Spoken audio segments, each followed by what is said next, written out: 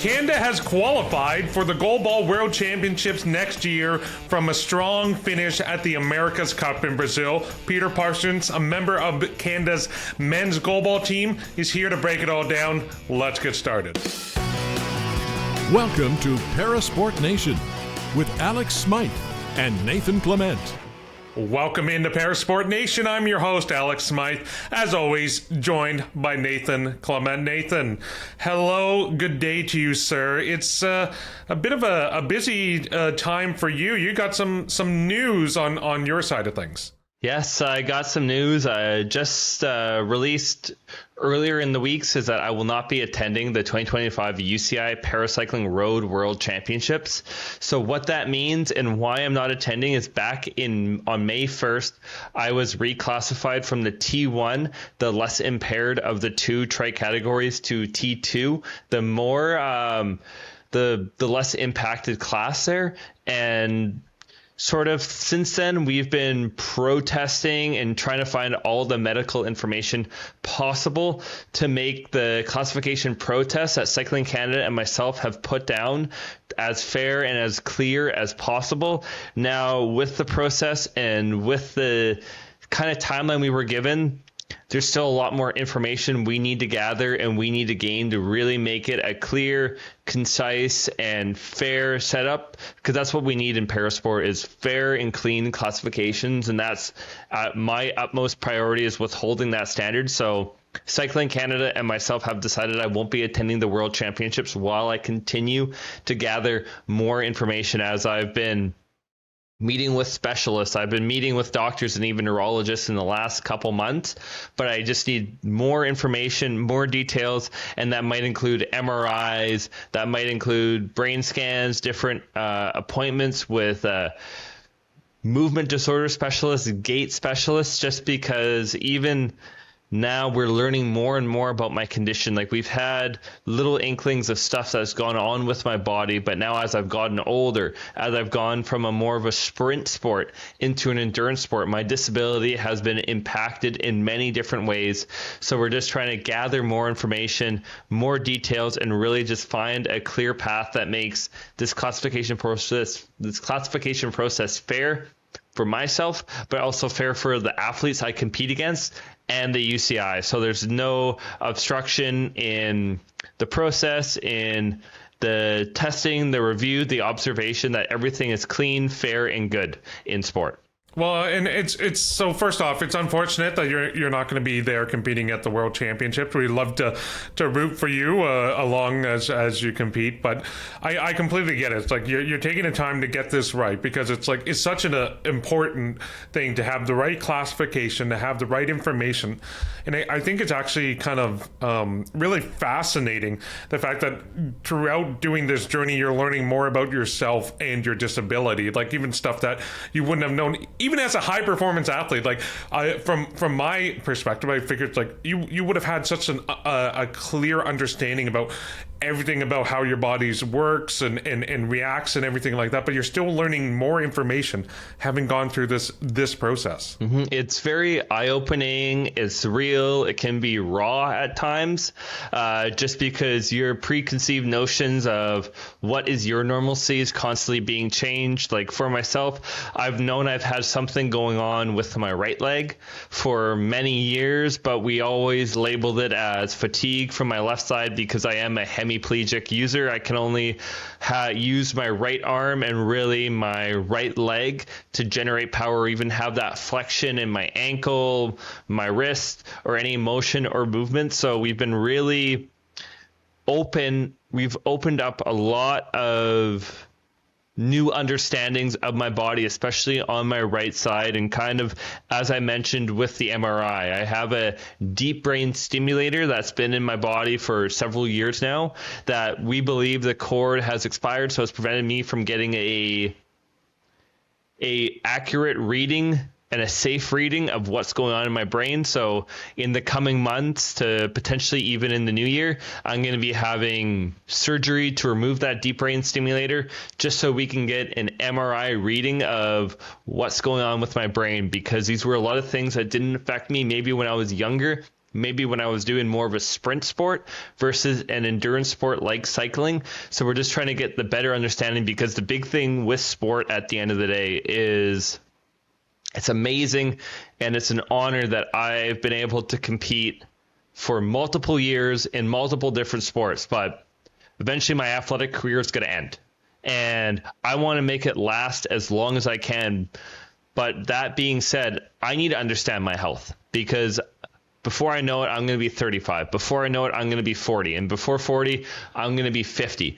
And it's just really having that understanding, that knowledge, and that basis to make sure I have a long, healthy, fulfilling life outside and after sport. And really, where I am is a unique position in Paralympic sport. There are not many Paralympic medalists, not many world champions have been put in a place where they can't attend their sport because they're getting reviewed, because they're getting classified. So I'm in a very interesting, unique spot, which I want to document. I want to be honest where I can be, because it is like a legal kind of case where if I say things that would put me in a disadvantaged position, or say things about the real process of it, I can put myself in a bad spot when it comes to classification. But I want to be truthful. I want to be honest. And I really want to take the viewers on what it's like to be in a protest review over the next couple months, where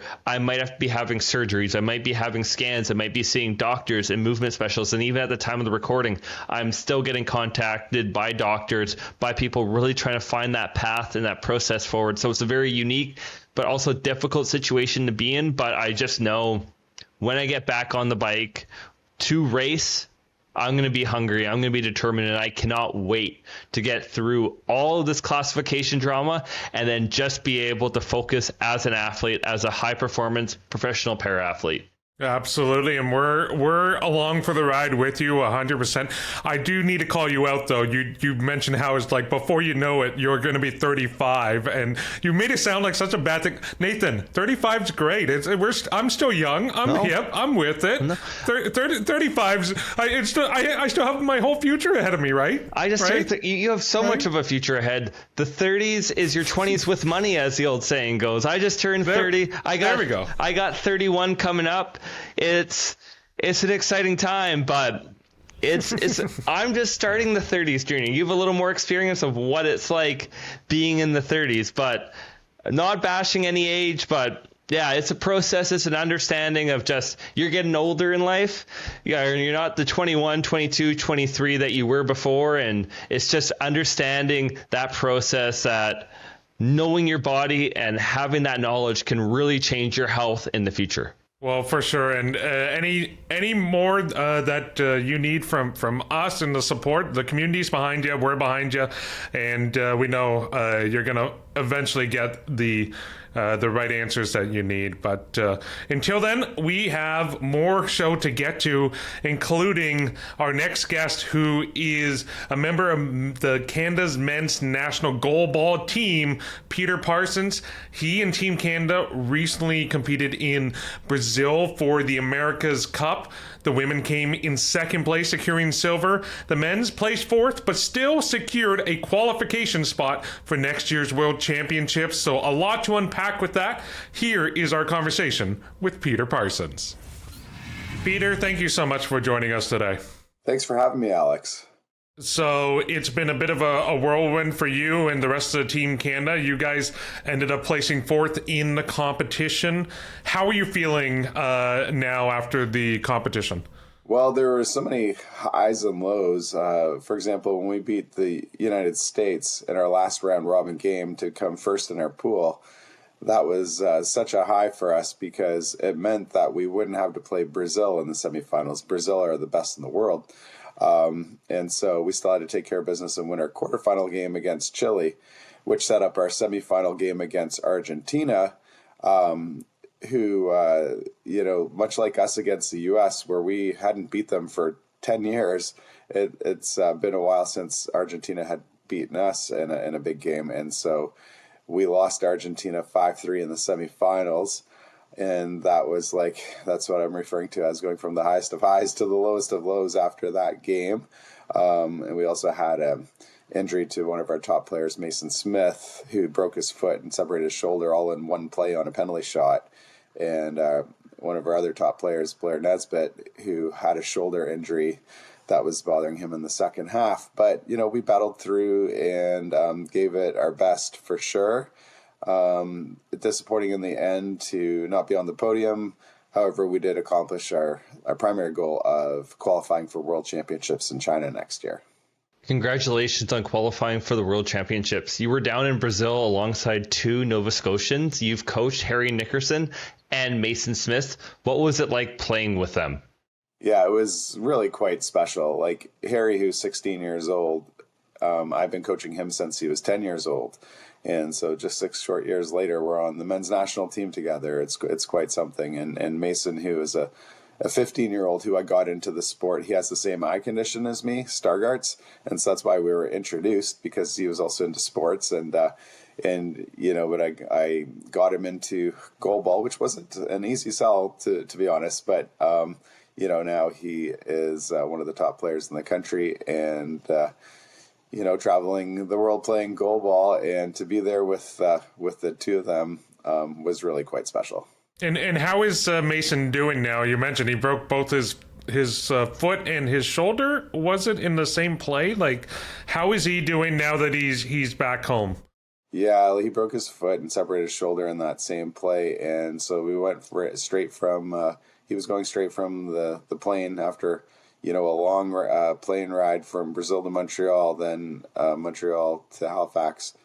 He was headed to the hospital to get surgery, and his spirits are really high.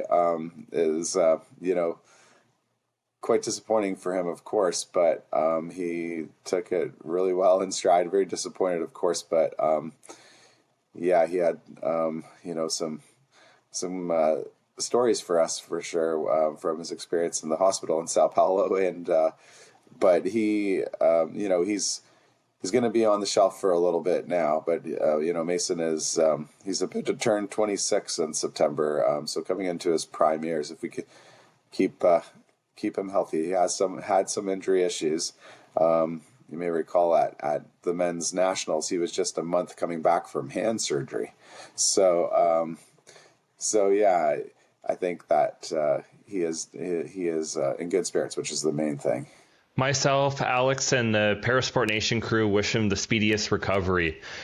As a leader on the team, can you go into the dynamics of the squad and kind of like how it's evolved, especially with a lot of younger talent coming into the team? Yeah, well, we have a bit of everything on the team. We had really good team chemistry. It was a theme that everybody was talking about how close we were as six, and we're staying together, the six of us, actually for almost 2 weeks, and it was kind of a reminder again of like how long these tournaments can be and how important it is to have that team chemistry on and off the court. You have myself, I'm the oldest on the team by 15 years actually, and right to the other end of the spectrum with Harry, who's 16. He's the youngest in the tournament, and also doing really well, like scoring many goals with not as many minutes. Like he only started the one game. Has a very bright future. And then we have our two. We talked about the Nova Scotia boys. We have our two athletes from Alberta, Blair Nesbitt and Aaron Gabriel-Hannes, who were our rivals at our nationals. We played them in the gold medal game at nationals. And Raki Kareem from Quebec as well. That's the 6-player team. And, this was also Raki's first international tournament. So him and Harry, we actually started on the bench in that first game. I remember Harry doing a little video on his phone with the three of us. And, I also remember Racky as a junior coaching against him and getting to know him off the court and that sort of thing. So that was a special moment as well. That's awesome to hear. And I think just having been there calling that gold medal match at the Nationals for you and Team Alberta, I just remember just the intensity that Harry was playing with. And he was firing on all cylinders. Unfortunately, the energy drained away a bit as that game went on. So maybe him being on that bench is that secret weapon. You got that youthful energy. You unleash them. You let them sub into the game, and then the other team struggles to keep up with it. But talk to us a bit about like what the environment was like down in Brazil. You mentioned they're the best team in the world, but what was that environment like when you guys were playing in that competition? It was pretty awesome. Like the atmosphere was electric. When we played in that U.S. game, for example. The stands were pretty full, and I remember we had Mexico cheering for us very hard in the stands, and our girls, of course, as well. And so it was getting loud in there. And for when you're used to playing in like high school gyms, for example, domestically, this international experience, and the fans in Brazil and all the Latin American teams, and very passionate, doing soccer-like chairs and stuff like that. So it was very, very exciting and a great atmosphere to play in, a great experience, like I said, especially for the young guys. Yeah, having that volume and having that kind of crowd like Brazil is so special, and just you get lost in that environment. You get lost in there. And even throughout the tournament, the women's team went on to get on the podium. What was that like for the men's program, but also the women's program, getting to the medal round, getting that opportunity to compete for a medal in both genders? What was that experience like for both squads? Yeah, on the women's side, our Canadian women had played USA in the semifinals, because typically on the women's side you have Canada, United States, and Brazil, who are kind of head and shoulders above the rest of the competition. So in the pool play, it's like, how is it going to be set? Whoever is in the pool with the two strong teams is going to have the easier semifinal as such. So Canada was in the pool. I guess their strongest competition would have been Argentina, and they played USA in the semifinals and won 4-0, which was a big result for them. Lost to Brazil in the gold medal game 6-2, and we were there cheering them on, and we're probably represented like 1/10 of the crowd or less. Actually, it was very loud in there for the locals cheering for the Brazilian women. And but yeah, so with Brazil, USA and Canada are all top teams in the world in the women's game, and so for the girls to come with the silver medal, it was a good performance for sure. I know they wanted gold, just as we wanted, on the podium, but it was a good tournament overall. For yourself, like, I'm first off, I'm curious, how does the ref get those crowds under control? Because when a game is actually playing, it's got to be silent for the players. Like, was there still some permeating noise coming through while the game was live for you guys? Yeah, sometimes it takes an extra few quiet please. Like the ref will say quiet please before they blow the whistle and say play, and sometimes they'll say quiet please, and there'll still be lots of buzzing going on in the crowd, and then quiet please, and then eventually it kind of settles. But yeah, there is still some noise at times for sure. And for you, Peter, like, what do you think, what lessons can Canada take away from how a competition like this one was put together in Brazil? Because you have experience putting on goalball competitions. I mean, you've been to your fair share, I've been to my fair share, and as you mentioned, like, oftentimes you're playing in a high school gym on a Saturday or a Sunday. It's not the same atmosphere as you're going into a competition on this scale magnitude. Are there lessons that Canada can take away, both from a recreational to a competitive to a national level, on how to make a competition in Canada shine like it did in Brazil? Yeah, it's kind of challenging to have a competition of that magnitude. I think that when it comes to, our tournaments that last over a weekend or maybe Friday to Sunday.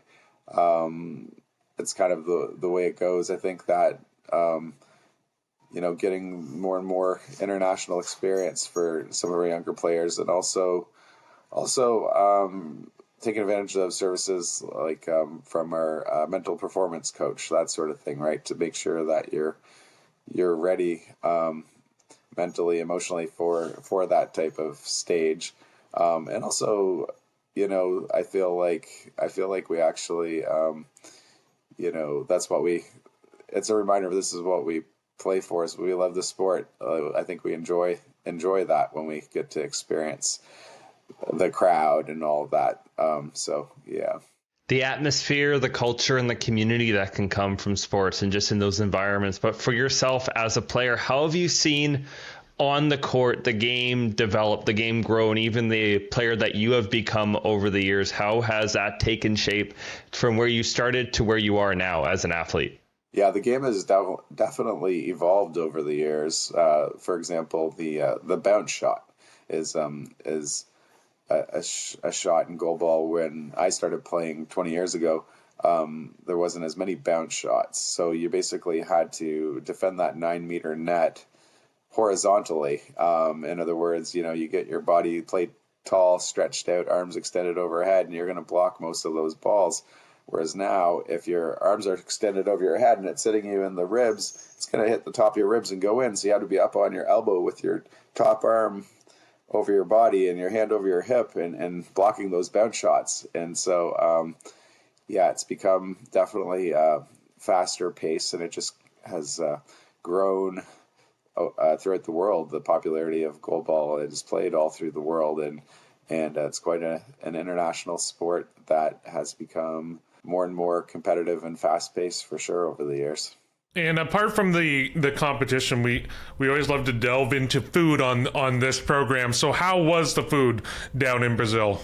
It was pretty decent. I remember I was there before, and so this time around, I remember thinking the food is at the start that the food is pretty good, like better than I remember. But the challenge is once you get into the second week, it was like you're going through a line, kind of buffet style, because we're at the Paralympic Training Center, which is kind of its own compound, and they had a cafeteria, and good nutritious food. You go through the line, you had your salads, you had your meats, your veggies.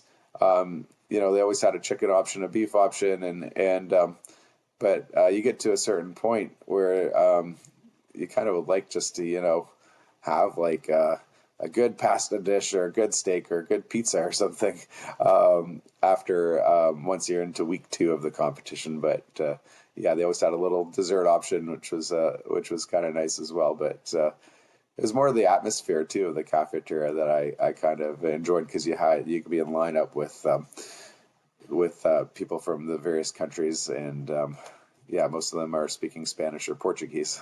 Keeping the topic culinary, you've been able to travel around the world, go to Brazil, but do you have any favorite food destination that's personal to you? Any favorite food destination? I'm just thinking here. I did enjoy the food in Portugal when we were there a couple of years ago, and we got to go to more actual restaurants, right, as opposed to what I just described. And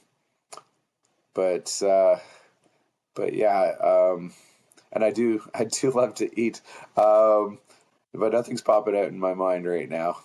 Hey, Portugal's a pretty great spot for food. I would also say Halifax, your hometown, Peter, is a pretty great food spot as well. So I think you kind of get spoiled a bit on home turf as well.